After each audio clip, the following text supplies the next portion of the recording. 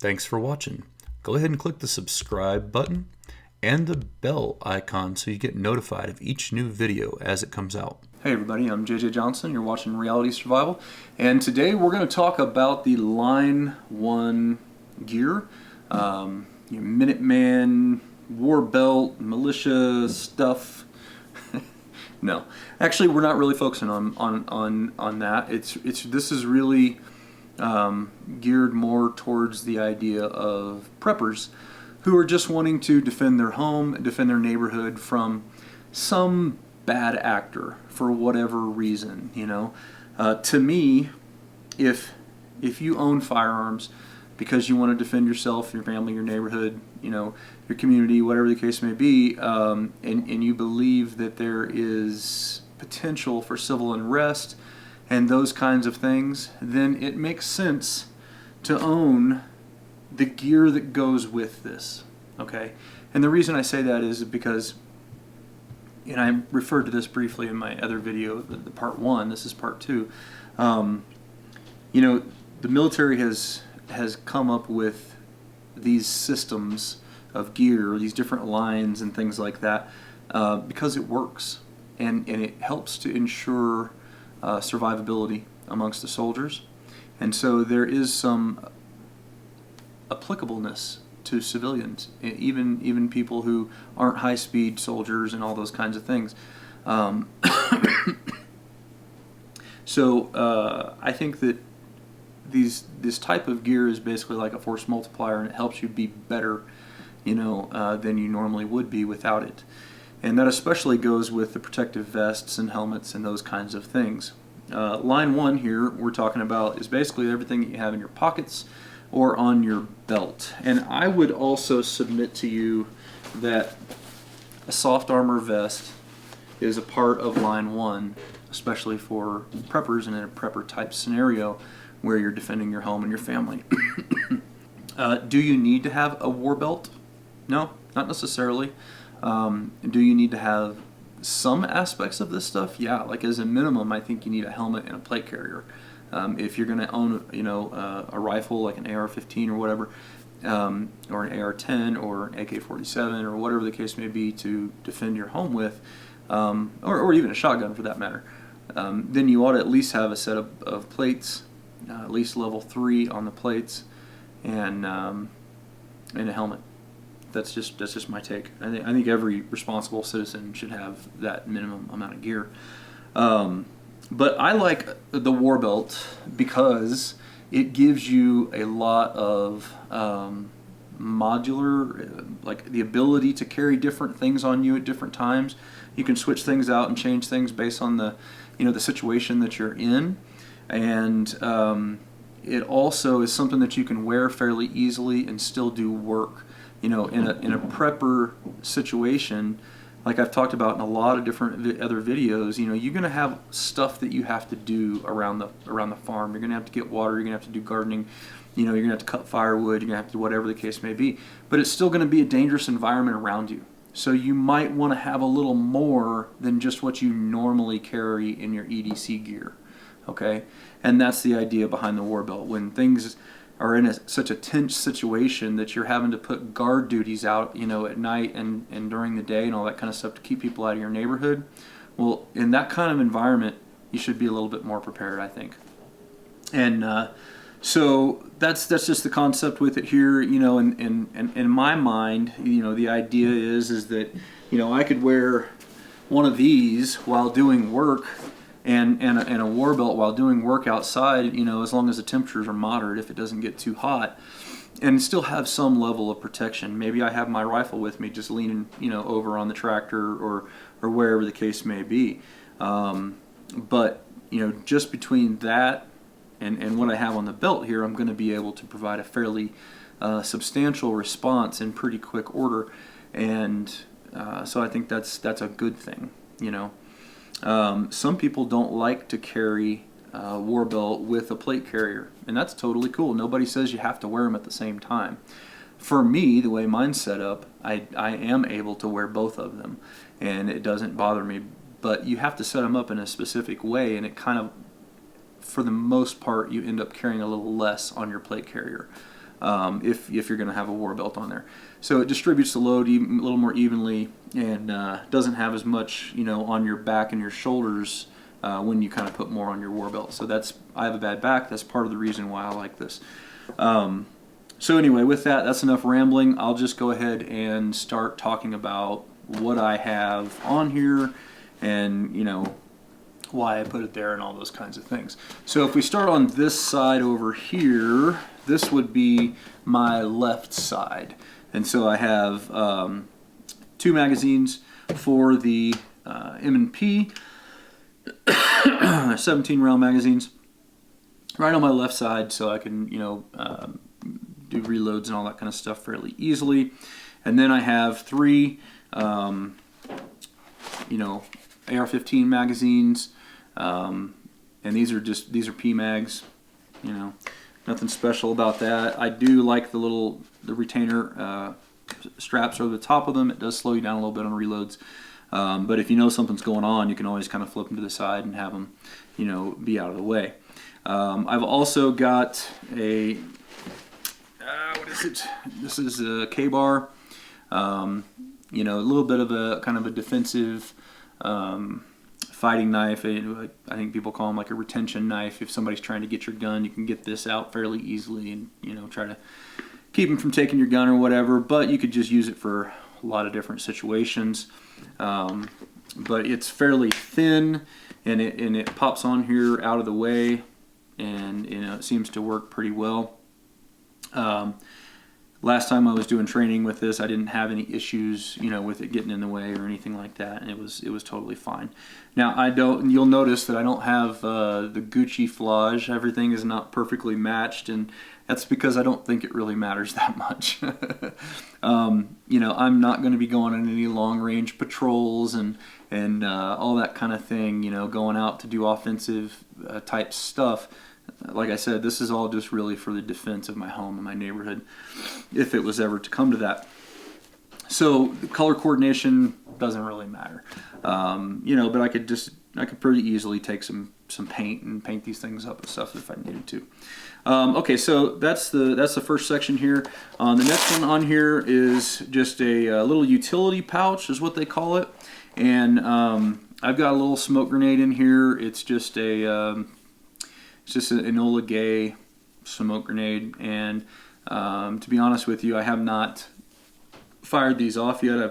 I think I've got 3 of them, and I need to fire them off and see how effective they are. I know there's different manufacturers that have them out there and stuff, but this pouch could also be used if it was going to be a trip where I was going to be gone longer or something. I had initially had some sear gear and stuff like that in there, like a ferro rod and all that kind of stuff. But since, again, this is just in my neighborhood and whatnot, that's where I foresee using it. I don't really need to have that.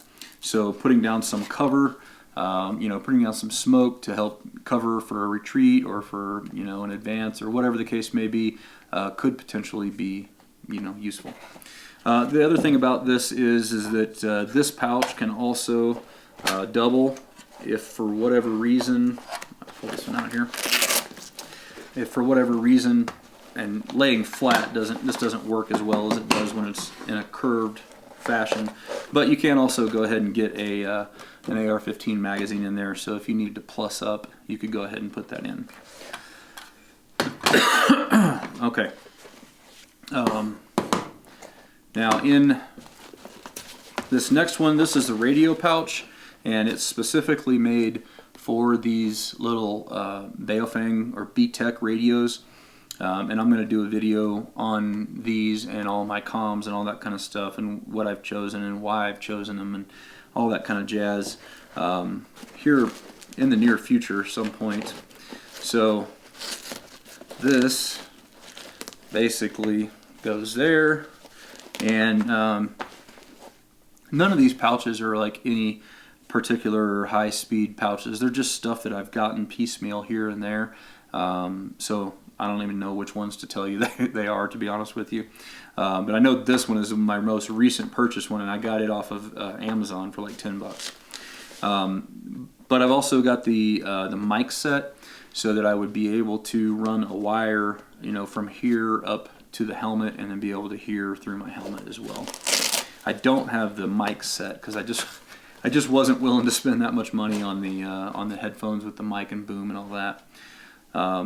So that's that. If I need the radio, that's where it'll go. If I'm not carrying the radio, then I have a 20-round magazine, and I'll put that in there. Just because sometimes, you know, like firing from a low prone position or whatever the case may be, it's nice to have the smaller 20-round magazines. Okay, so the next thing on the list here is the dump pouch. And the dump pouch, you know, is it going to be used? Well, probably not. Probably not most of the time. But when it could be potentially useful is, let's say we have, I don't know, you know, there was a roadblock up at the end of the neighborhood, and some guys came in, and we were holding the people at gunpoint, and we needed to collect their magazines or something, you know, to make their guns safe, or keeping their ammo, or whatever the case may be. You know, that's a good pouch. You know, you can throw it in there and use it. You could use it for just holding stuff when you don't have a free hand, when you're trying to do other things with your hands. They're also pretty good to throw night vision goggles in and stuff like that if you're working at night. So it's just kind of a good option to have a place to store other stuff. It's not like we're some, you know, preppers are trying to, you know, have to collect all your mags so nobody knows we were here and all that kind of stuff. I don't really foresee that being an issue, but sometimes it's just, you know, nice to have an extra place to hold some stuff. Okay, next item on the list here is just your basic blowout kit. And inside of it, I have a, it's all in Ziplocs, and it's actually like a blowout kit plus.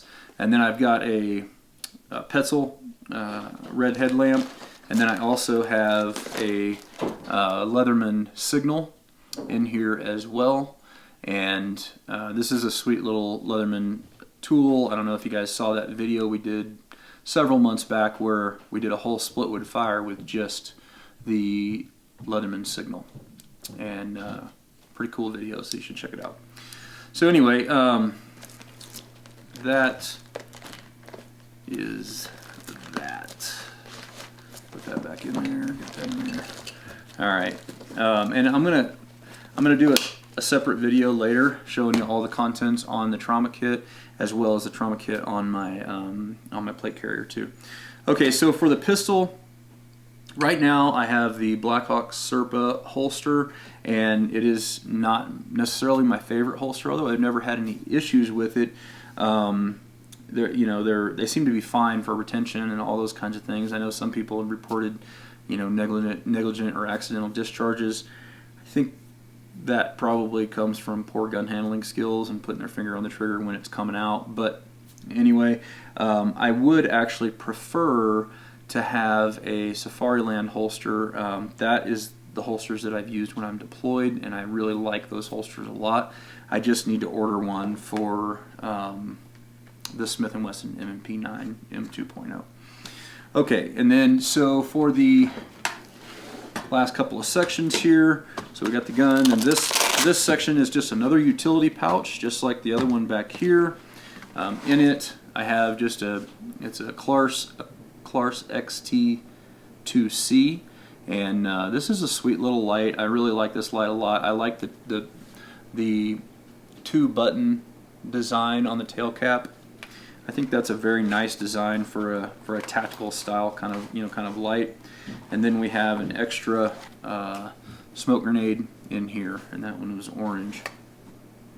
Again, not sure that the smoke grenades are necessary, and I'm not sure how well they work. I need to actually, you know, I have a third one over here that I'm gonna test out because I've had them for a couple of years. But again, that's also another place where I can throw an extra magazine if I need to, or if for some reason the mission is slightly different or weird or changed or whatever, then I can go ahead and use that as an extra place to put stuff. And then the last but not least is a compass. And for, you know, around my neighborhood, I'm not going to necessarily need a compass. But I don't have a place for a compass on my plate carrier, and I just can't set something up without having a compass on it. Like, you got to have a good compass. That's just a rule for me. You know, you just do. And compasses are great for all kinds of things, mission planning, all different kinds of stuff for navigation and all that kind of jazz. But when you're getting the compasses, you know, the price on these sucks. They're expensive, man. They're like $80, I think, or somewhere in there. And but you want to get the one with tritium in it, in my humble opinion. They are the Camangia and model 3H, and they're very good compasses. These are what I used to teach land nav with in SEER school, and I've never had one not work. They're always accurate. I don't have any issues with these compasses at all. I think they're really good. So that doesn't necessarily need to be on there in a prepper type scenario, but I just, you got to have a good compass. That's just my opinion, but you could take it off. So anyway, that's pretty much my rundown on my war belt setup. And again, I'm not saying it's the best. I'm not saying that this is how you should do yours. Everybody should look at how they envision having to use their gear for the best way that they can for their situation, and then set it up accordingly to you. There's just a multitude of different ways to do this, you guys. I mean, there's 101 ways to skin a cat, right? And this kind of thing is no different. This is just what I've gone with. One thing that I will mention is, as a general rule for me, you want to try to keep the back fairly, where the smaller your back is, to items that are smaller and softer. And so that's why I've got these small pouches here in the mag pouch, whatever, the dump pouch. These are over to the side far enough, and all this is over to the side far enough when I have it on, when it's curved. And so sitting in a vehicle, sitting in a chair, those kind of things, it's not really uncomfortable, to a high degree. If you have something like, your big thick trauma kit right in the middle there, it's really gets very uncomfortable, fairly quickly when you're sitting down. The other thing that I'll mention is that in the front, you also want to keep most of the stuff clear on the front here as well, and you want to do that so that you have more flexibility when bending over and all those kinds of things, getting down, laying prone and all that.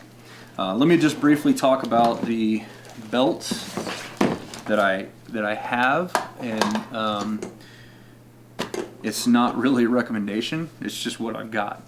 So this is the Blackhawk belt, Blackhawk padded war belt. And one good thing but annoying thing about it is the buckle. And in order to get this undone, you don't just pull just the sides, you have to also pull this, so it won't accidentally come off. So that's a good thing. The bad thing about it is it's kind of annoying when you have to take it off. It's not overly thick as far as this dimension here, going this way, up and down. So for me, it stays on pretty good without moving around too much. When I'm moving, shooting, taking knees, standing down, different positions and all that kind of stuff, it's not terrible. However, that being said, I think there is a lot of merit to using the other style belt setups that have the inner Velcro belt, and you put that on your pants, and then you take the outer belt and you put it around. That is a similar style to like what police officers use. I have used it during convoys and stuff with my job, and those do stay in place very, very well. They're very secure, and I think it's really just a matter of preference for what you want. This style is easier to take on and put off on a regular basis, kind of a regular repeating basis. You're doing it a lot, that setting of stuff when you come down to the house or whatever. You might be setting it down, and you may only wear it when you go outside or something along those lines. It's pretty easy to take on and put off. the other ones are a little bit more of a process, and they take a little bit longer and stuff like that. So, you know, really just do whatever you think is best for your situation. But this one's not bad. I mean, it's a cheaper. It's on the cheaper side of them, you know, and it holds plenty of junk. But I'm definitely not going to say that it's the best one out there, because it's, you know, it's certainly not. So anyhow, that is my setup and my thoughts on Line 1 gear, as far as, you know, why you should have it, different ways that you might be using it, you know, and I don't know if I touched on this, but in vehicle operations and stuff like that, these are fairly comfortable as long as you have them set up right. Riding an ATV, you can ride an ATV and move around and stuff, and you know, with bigger plate carriers and stuff, which that'll be the next video. That'll be part 3 in the series. You get a little bit. You start to get into a whole lot more discomfort and not being as utilitarian as where the belt is. But again, for me, I'm using them together and in conjunction with each other to give me a lot of different options. So anyhow, guys, as always, I definitely appreciate it when you click the thumbs up button, when you share it with your friends on Facebook and Twitter, and don't forget to live the 6 P's. Proper prior preparation prevents poor performance. And let me know what you guys think of you know, the setup or whatever in the comments below. It's really all really just personal preference. You could let me know how you set yours up and all that kind of stuff. I look forward to hearing from you guys. Anyway, stay safe. We'll see you on another video here shortly.